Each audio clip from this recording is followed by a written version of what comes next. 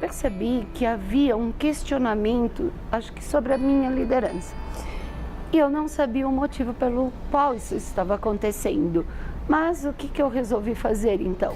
Aí eu convoquei todas as pessoas e me posicionei diante delas. Na verdade, eu me coloquei na berlinda.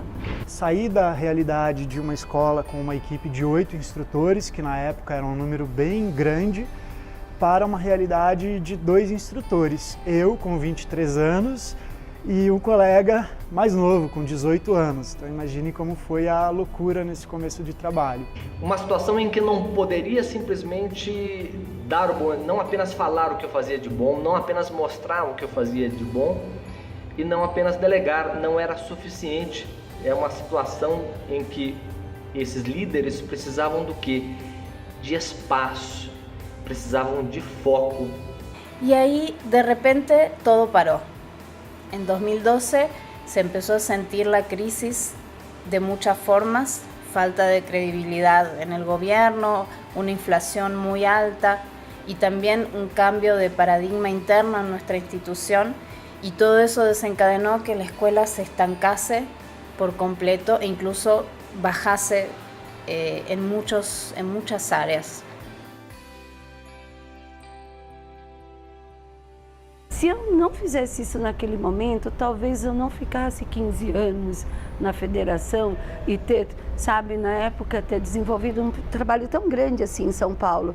Então, eu precisei sim abrir meu coração, estar com eles, abraçar cada um e falar: amigos, eu estou aqui com vocês, por favor, me ajudem. Percebi que sempre haverá um membro de equipe que tem o gênio mais forte, o contraponto, que é importante, né, para trazer novas ideias, ideias diferentes, que façam o grupo abrir a cabeça.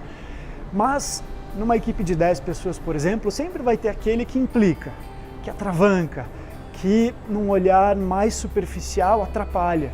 Mas na verdade essa pessoa não atrapalha. Ela estimula o desenvolvimento de todos, especialmente do líder. Eu tenho um grupo de muita gente, de muitos líderes que possuem soluções regionais sensacionais, mas esses caras tinham que ser ouvidos. Eu precisava buscar e colocar o foco, a atenção, a luz naquela pessoa e extrair dela esses pequenos talentos, essas pequenas soluções para que ela se tornasse confiante. Sentí que si yo no crecía, nadie iba a crecer. Sentí que si yo no daba un paso en mi evolución, nadie iba a sentir la necesidad de evolucionar. Cuando uno evoluciona, uno deja un escalón vacío. Y ese escalón vacío tiene que ser ocupado por otros. Y a su vez, este que da el paso también deja un espacio nuevo. Y todos tienen espacio para subir y para crecer.